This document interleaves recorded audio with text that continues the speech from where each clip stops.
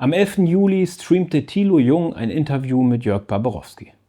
Er gab dem rechtsradikalen Professor eine Bühne, ohne auch nur eine einzige kritische Frage zu seiner Verharmlosung der Nazi-Verbrechen, zu seiner Hetze gegen Geflüchtete oder zu seiner Verherrlichung von Gewalt zu stellen. Das untergräbt nicht nur journalistische Standards. Unter Bedingungen des Erstarken der AfD trägt es vor allem dazu bei, rechtsradikale Positionen zu normalisieren. Das ist gerade deshalb bemerkenswert, weil Thilo Jung in der Vergangenheit, gerade in der kritischen Auseinandersetzung mit rechten Figuren, wichtige journalistische Arbeit geleistet hat. So zum Beispiel im Interview mit dem ehemaligen ukrainischen Botschafter Andrei Melnik, in dem er ihn mit der Verherrlichung des Nazi-Kollaborateurs Stepan Bandera konfrontiert hat. Kommen wir nochmal zu dir. Du hast ja als Botschafter das Bandera-Grab besucht. Hast du gesagt, du verehrst ihn. Fangen wir damit an. Seit wann verehrst du Stepan Bandera? Und warum? Nein, ich habe nicht gesagt, dass ich ihn verehre. Doch, mehrfach. Umso schwerer wiegt jetzt das 3-stündige Interview mit dem Humboldt-Professor Jörg Barbarowski. 3 Stunden lang hat Thilo Jung, einem der bekanntesten rechtsradikalen Ideologen Deutschlands, eine freundliche Bühne geboten, ohne eine einzige kritische Frage zu stellen, die sich angesichts seiner jahrelangen Hetze, seiner Geschichtsfälschung und seiner Gewalt gegen Studierende aufdrängt.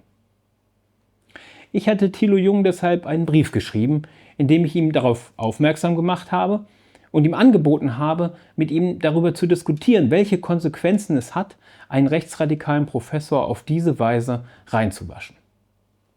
Aber weder Jung noch irgendjemand aus seinem Team haben darauf geantwortet. Das zeigt, dass es nicht um einen Lapsus geht, sondern um ein bewusstes Manöver, um rechtsradikale Standpunkte hoffähig zu machen. Wer ist dieser Mann, dem Thilo Jung eine so freundliche Bühne geboten hat? Jörg Barbarowski ist Inhaber des Lehrstuhls für osteuropäische Geschichte an der Humboldt-Universität. Er ist keine harmlose, provokative Figur. Er ist eine zentrale Gestalt der neuen Rechten in Deutschland. Und das ist keine linke Verleumdung. Das hat ein deutsches Gericht festgestellt. Barbarowski klagte gegen den Bremer Aster, der ihn als rechtsradikal bezeichnet hatte.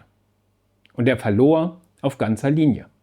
Das Oberlandesgericht Köln stellte fest, seine Aussagen böten hinreichende Anknüpfungspunkte für die Bezeichnung als rechtsradikal, rassistisch und gewaltverherrlichend.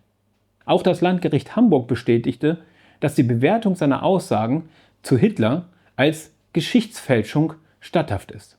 Barbarowski gründete den sogenannten Salon Barbarowski, in dem sich, so die Zeit, mindestens halbjährlich alles traf, was in der neurechten Szene Rang und Namen hat. Er bekannte sich in der Basler Zeitung offen zu Armin Mohler, einem ehemaligen Waffen-SS-Mann, der bis zu seinem Tod erklärte, er sei Faschist und bewundere Hitler. Mohler gilt als Gründungsvater der neuen Rechten, als Vorbild von Götz Kubitschek und der AfD-Rechten. Schauen wir uns an, worauf all das fußt. Im Februar 2014 erklärte Barbarowski im Spiegel: Hitler war kein Psychopath, er war nicht grausam. Er wollte nicht, dass an seinem Tisch über die Judenvernichtung geredet wird. Hitler war nicht grausam. Abgesehen davon, dass Hitler sehr wohl zu Tisch über die Judenvernichtung sprach und sie sogar anordnete, ist diese Aussage, Hitler war nicht grausam, eine Geschichtsfälschung und Verharmlosung der Nazis von enormen Dimensionen. Der Bremer Juraprofessor Andreas Fischer-Lescano, ein Experte für öffentliches Recht, Europarecht und Völkerrecht, hat dazu in der Frankfurter Rundschau korrekt bemerkt: Es gibt keinen denkbaren Kontext, in dem Barbarowskis Zitat, dass Hitler nicht grausam gewesen sei, nicht widerlich wäre. Grausamkeit ist eines der rechtlichen Mordmerkmale. Der Täter handelt gefühllos und unbarmherzig. Was aber ist der Holocaust, wenn nicht ein grausamer Massenmord? Nichtsdestotrotz haben Barbarowski und seine Verteidiger immer wieder behauptet, das Zitat sei aus seinem Zusammenhang gerissen worden. Schauen wir uns also den Kontext an, der die Sache nicht besser, sondern noch viel gravierender macht. Das Zitat stammt nämlich aus dem Artikel Der Wandel der Vergangenheit von Dirk Kurbjuweit, der mittlerweile Chefredakteur des Spiegels ist. Darin diskutiert er die Neubewertung der deutschen Schuld im Ersten und im Zweiten Weltkrieg. Und zu diesem Zwecke zitiert er Barbarowski. Und das vollständige Zitat lautet wie folgt: Nolte wurde Unrecht getan, sagt Barbarowski. Er hatte historisch recht. Singularität? Barbarowski erforschte in den russischen Archiven, wie grausam Stalin und seine Schergen waren. Sogenannte Konzlager gab es in Russland schon 1918. Nahe Moskau zum Beispiel haben 4 Leute in einem Jahr 20.000 Menschen erschossen. Barbarowski: Im Grunde war es das Gleiche. Industrielle Tötung. Kausaler Nexus? Hitler war natürlich nicht unbeeinflusst von dem, was er vom russischen Bürgerkrieg und vom Stalinismus wusste. Er sitzt im Café Einstein und sagt, Hitler war kein Psychopath, er war nicht grausam. Er wollte nicht, dass an seinem Tisch über die Judenvernichtung geredet wird. Stalin dagegen hat die Todeslisten voller Lust ergänzt und abgezeichnet. Er war bösartig, er war ein Psychopath. Löffelklappern gegen Tassen, gedämpfte Stimmen einer Espressomaschine faucht. Es ist so ein Moment, in dem einem unwohl wird. Darf er das so sagen? Darf Hitler ein weniger bösartiger Mensch gewesen sein als ein anderer? Haben das die Leute am Nachbartisch gehört? Es wirken Jahrzehnte deutscher Geschichtserziehung in Schulen, durch Medien, Bücher, durch den Historikerstreit. Es steckt tief drin. Barbarowski behauptet also nicht nur, dass Hitler nicht grausam oder bösartig gewesen sei, sondern er erklärt auch, dass der Holocaust, also die industrielle Vernichtung von 6 Millionen Männern, Frauen und Kindern, das gleiche gewesen sei wie Erschießungen in einem bewaffneten Konflikt. Seine angeblichen historischen Belege fälscht er zudem. Solche Massenerschießungen gab es nicht in den Lagern des Bürgerkriegs, sondern im stalinistischen Terror von 1937 und 1938. Da wurden auf dem Schießplatz Butowa Polygon tatsächlich innerhalb eines Jahres 20.000 Menschen hingerichtet. Aber das war die stalinistische Konterrevolution und nicht die Revolution. Was aus dem Gesamtzitat auch deutlich wird, Kurbjuweit ist sich sehr bewusst, dass Barbarowskis Aussagen eine grundlegende Revision der Geschichte bedeuten. Und das war kein Lapsus. Barbarowski listet den Artikel noch heute auf seiner offiziellen HU-Seite unter Veröffentlichungen auf. Und die Verharmlosung der Nazi-Verbrechen zieht sich wie ein roter Faden durch sein gesamtes Werk. Und in dem 3-stündigen Interview von Thilo Jung fällt dazu kein einziges kritisches Wort. Und Barbarowski beließ es nicht dabei, die historischen Verbrechen des deutschen Imperialismus zu verharmlosen, er rief auch zu neuen Verbrechen auf. Im Oktober 2014 im Deutschen Historischen Museum in Berlin sprach er auf einem Podium zum Thema Interventionsmacht Deutschland. Das DHM veröffentlichte einen Mitschnitt der Diskussion. Und wenn man nicht bereit ist, Geiseln zu nehmen, Dörfer niederzubrennen und Menschen aufzuhängen und Furcht und Schrecken zu verbreiten, wie es die Terroristen tun, wenn man dazu nicht bereit ist, wird man eine solche Auseinandersetzung nicht gewinnen, dann soll man die Finger davon lassen. Geiseln nehmen, Dörfer niederbrennen, Menschen aufhängen, Furcht und Schrecken verbreiten? Das ist die Sprache des Vernichtungskriegs. Das erinnert an Hitlers Forderung, vor dem Überfall auf die Sowjetunion mit brutalen Methoden vorzugehen. Ein Professor der Humboldt-Universität, der die Nazi-Verbrechen verharmlost, fordert gleichzeitig, Deutschland müsse bereit sein, genau solche Verbrechen erneut zu begehen. Barbarowski erklärte etwa vor dem Oberlandesgericht Köln, dass er diesen Satz gesagt habe, um vor den Konsequenzen des Krieges zu warnen. Also aus einer pazifistischen Haltung heraus. Aber das ist eine billige Schutzbehauptung. Im gleichen Interview fordert der Professor mehrfach, dass man den Kampf gegen den Terror führen müsse. Und auch an anderer Stelle hat er mehrfach betont, dass Deutschland diese Kriege führen müsse. Und deshalb kam auch das Gericht zu dem Ergebnis, dass eben dieser Satz hinreichend Anknüpfungspunkt für die Aussage liefere, Barbarowski sei gewaltverherrlichend. All das ist dokumentiert. Aber in Thilo Jungs 3-stündigem Interview kein Wort dazu. Barbarowskis Aufruf zu Gewalt geht auch mit der Verharmlosung von Gewalt gegen Geflüchteten einher. Im September 2015, auf dem Höhepunkt der Flüchtlingsbewegung, sprach Barbarowski mit der Dreisat-Sendung Kulturzeit. Zu diesem Zeitpunkt hatte es bereits 61 Anschläge auf Flüchtlingsunterkünfte gegeben, einige davon brannten vollständig ab. Barbarowskis Kommentar dazu? Naja, also überall da, wo viele Menschen aus fremden Kontexten kommen und die Bevölkerung nicht eingebunden wird in die Regelung all dieser Probleme, kommt es natürlich zu Aggressionen. Gott sei Dank ist in Deutschland noch niemand umgekommen. Zwar sind Asylbewerberheime angezündet worden, alles schlimm genug, aber so weit sind wir noch nicht. Ich glaube, angesichts der Probleme, die wir in Deutschland haben, mit der Einwanderung, die jetzt gerade stattfindet, ist das ja noch eher harmlos. Brandanschläge auf Flüchtlingsheime eher harmlos. Gewalt gegen Geflüchtete als natürliche Reaktion besorgter Bürger. Im gleichen Interview warb er offen für den Aufbau einer rechtsradikalen Partei nach dem Vorbild von FPÖ, Front National und SVP.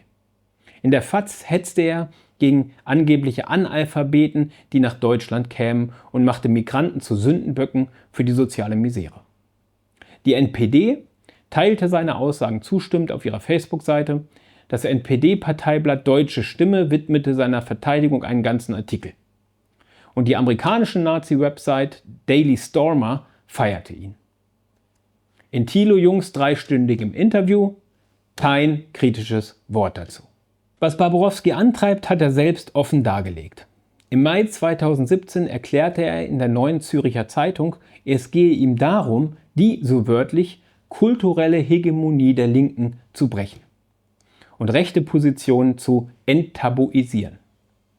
Er beklagte sich, Zitat, wer wagt es heute noch, von sich zu behaupten, er sei rechts? Ein Rechter, nun ja, das ist jemand wie ein Pädophiler oder ein Kinderschänder. Und er forderte, der Widerstand gegen einen toten Diktator, gemeint ist Hitler, dürfe nicht länger, Zitat, Legitimation genug sein, um sich moralisch über andere Menschen zu erheben. Das ist also das Programm. Die Ablehnung Hitlers soll nicht länger moralischer Maßstab sein. Rechte Positionen sollen enttabuisiert werden. Das ist die offen ausgesprochene Agenda eines Mannes, den Thilo Jung 3 Stunden lang als nachdenklichen Philosophen präsentiert. Im Februar dieses Jahres hat Barbarowski nachgelegt und sein Buch Am Volk vorbei veröffentlicht. Das Buch war Thema in der Sendung Thilo Jungs. Aber sein rechtsradikaler Kern wurde völlig ausgeblendet. Selbst die Zeit erkennt das Buch als Kampfschrift gegen die liberale Demokratie, unter anderem wegen der Entgegensetzung von Volk- und kosmopolitischen Eliten und der Beschwörung von Nation und Herkunft. Die AfD erscheine in dem Buch nicht nur als legitim, sondern als geradezu notwendig. Was steht in diesem Buch? Barbarowski erklärt darin die extreme Rechte von Trump über Meloni bis zu Björn Höcke zur Belebung der Demokratie. Wörtlich schreibt er, der Populismus sei ein Korrektiv, ein Gegengift zur Selbstermächtigung der Privilegierten, ein Keil, der den verordneten Konsens durchbricht, und darin leistet er einen Beitrag zur Wiederbelebung des Politischen. Björn Höcke, der wegen der Verwendung der verbotenen SA-Losung Alles für Deutschland rechtskräftig verurteilte Faschist, wird von Barbarowski in eine Reihe mit Jean-Luc Mélenchon gestellt. Beide seien gleichermaßen Populisten, die den erstarrten Politikbetrieb belebten. Das ist die Methode. Indem er Linke und Rechte als gleichartige Populisten behandelt, macht er den Faschismus salonfähig. Und Barbarowski gibt Entwarnung. Er schreibt, der Faschismus steht nicht vor der Tür. Selbst wenn es irgendjemandem danach verlangte, eine Diktatur zu errichten, wer würde ihm schon folgen? Längst haben sich Gesellschaften in Europa und Nordamerika gegen solche Versuchungen immunisiert. Das schreibt Barbarowski im Jahr 2026, während Trump mit seiner Eisgestapo eingewanderte Arbeiter terrorisiert, politische Gegner auf offener Straße ermorden lässt, einen verbrecherischen Angriffskrieg gegen den Iran führt und offen mit Völkermord droht. Während in Deutschland die Regierung aufrüstet wie seit Hitler nicht mehr und demokratische Rechte unter Beschuss stehen. Der Faschismus steht nicht vor der Tür. Thilo Jung stellt in seinem 3-stündigen Interview dazu eine einzige kurze Nachfrage zur Frage von Grenzen. Keine Frage zu Höcke, keine Frage zur Verharmlosung Trumps, keine Frage dazu, dass Barbarowski die Nazi-Diktatur in seinem Buch als eine Art nationales Erwachen beschreibt, bei dem sich die Volkssouveränität im Führer überhaupt erst zum Ausdruck brachte. Keine Frage dazu, dass er die Kommunistin Clara Zetkin, die 1932 vor dem Faschismus warnte, der Demokratieverachtung beschuldigt. Stattdessen sinniert er mit Barbarowski über den Sinn des Lebens. 3 Stunden lang führt Jung ein freundliches, fast intimes Gespräch mit Jörg Barbarowski. Sie sprechen über Rhetorik, über das Erzählen von Geschichten, über das Christentum und die Sterblichkeit. Barbarowski präsentiert sich als nachdenklicher, toleranter Gelehrter, der sich gerne überraschen lässt und für Toleranz gegenüber verschiedenen Lebensentwürfen wirbt. Er erklärt, er wolle die Welt nicht mehr retten und habe gelernt, gelassen zu sein. Im Folgenden das Bild, das Jung Barbarowski von sich zeichnen lässt. Ja, genau. Ich hab nie gehorcht. Das ist ein Grundzug. Der hat mir viel Ärger eingebracht in meinem Leben, aber ich halte daran fest. Wenn mir etwas unplausibel erscheint, sage ich einfach auch mal laut und deutlich Nein. Und das rate ich meinen Studenten auch immer, wenn ihr mit irgendetwas nicht einverstanden seid, einfach sagen, nicht mehr im Strom schwimmen. Am Ende wird man davon unglücklich. Und hier jetzt ein Ausschnitt der Realität an der Humboldt-Universität. Sven Wurm, der damals an Barbarowskis Geschichtsinstitut studierte und für die IYSSI im Studierendenparlament saß, hatte es gewagt, Barbarowskis Standpunkte zu Hitler zu kritisieren und Plakate aufgehängt mit den Slogans „Stopp die rechten Angriffe auf kritische Studierende“ und „Nein zur Verharmlosung der Nazi-Verbrechen an der HU“. Und das hier ist Barbarowskis Reaktion darauf. Können Sie mir sagen, was Sie hier machen? Ja, Warum reißen Sie Plakate ab?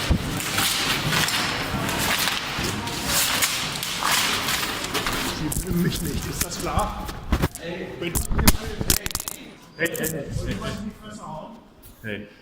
Sie filmen mich nicht, ist das klar? Sie greifen mich bitte nicht an.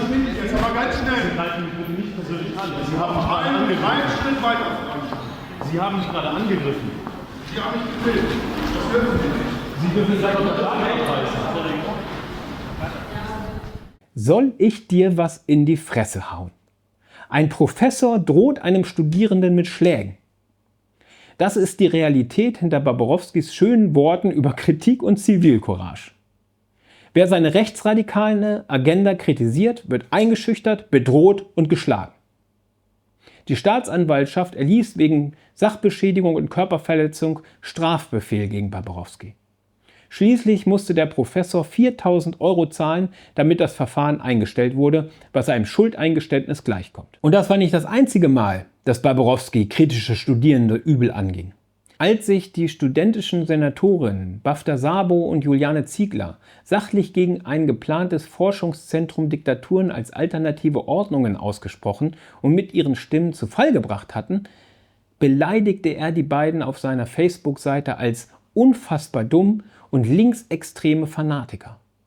Mich selbst bezeichnete Barbarowski auf seiner Facebook-Seite als einen besonders bösartigen Psychopathen.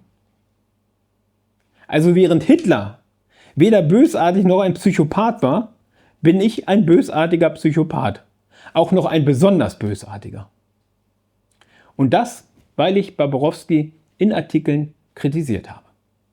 Thilo Jung ist nicht der Einzige, der diesen gewalttätigen rechtsradikalen Ideologen hofiert. Neben Jung führten der Spiegel, die Welt, die Frankfurter Rundschau, der österreichische Standard, die ARD und der Deutschlandfunk ausführliche und wohlwollende Interviews mit Barbarowski zu seinem AfD-Buch. Wenn ein Journalist wie Thilo Jung, der immer wieder auch kritische Arbeit gemacht hat, sich hier einreiht, wiegt das besonders schwer. Und noch schwerer wiegt es, wenn er sich jeder kritischen Auseinandersetzung darüber verweigert. Diese Linie hat ernste politische Konsequenzen. Schon dass 2014 im größten deutschen Nachrichtenmagazin die Grausamkeit Hitlers in Zweifel gezogen werden konnte, war ein wichtiger Schritt in der Normalisierung rechtsextremer Positionen. Kein Professor, Kein Journalist und keine größere Zeitung nahm daran Anstoß. Das schaffte den ideologischen Boden für den Aufstieg der AfD. Mit seinem rechtsradikalen Salon organisierte Barbarowski die Neue Rechte zu eben diesem Zweck. Die Verharmlosung der Nazi-Verbrechen, die Hetze gegen Geflüchtete und die Verteidigung von Gewalt und Diktatur wurden notwendig, um die Rückkehr des deutschen Militarismus zu organisieren. Heute unterstützt die Bundesregierung den schrecklichen Völkermord in Gaza, führt wieder Krieg gegen Russland und organisiert die größte Aufrüstung seit Hitler. Und Barbarowski ist dazu übergegangen, offen für die Regierungsbeteiligung der AfD zu werben, und erneut wird er von den großen Medien dafür hofiert und gehätschelt. Denn die AfD wird gebraucht, um die Politik des Militarismus mit aller Brutalität durchzusetzen. Und wenn wir in der Auseinandersetzung über diese Fragen eine Erfahrung gemacht haben, dann die, dass es im offiziellen Establishment von Politik, Medien und Akademie keine ernsthafte Opposition gegen die Belebung rechtsradikaler Standpunkte gibt. Ganz im Gegenteil. CDU und SPD setzen große Teile des AfD-Programms in die Tat um und bereiten längst eine direkte Regierungsbeteiligung vor. Die Linkspartei ruft zum Bündnis mit eben diesen Parteien auf, um die AfD zu stoppen. Keine dieser Kräfte wird sich den Rechten ernsthaft entgegenstellen, denn sie alle verteidigen den Kapitalismus, der wieder zu Barbarei und Krieg führt. Die einzige Möglichkeit, eine Katastrophe zu verhindern, ist die Mobilisierung der internationalen Arbeiterklasse, der großen Mehrheit der Bevölkerung gegen die Wurzel von Krieg und Faschismus, den Kapitalismus. Dabei spielt der Kampf gegen Geschichtsfälschung und rechte Ideologie eine zentrale Rolle. Und deshalb rufe ich euch auf: Informiert euch auf der World Socialist Website. Dort findet ihr die vollständige Dokumentation der Auseinandersetzung mit Jörg Barbarowski. Alle Artikel, alle Belege, alle Quellen. Und ihr findet eine sozialistische Perspektive gegen Faschismus und Krieg. Deshalb teilt dieses Video, macht mit bei den IYSSI und der Sozialistischen Gleichheitspartei. Schließt euch dem Kampf für Sozialismus an.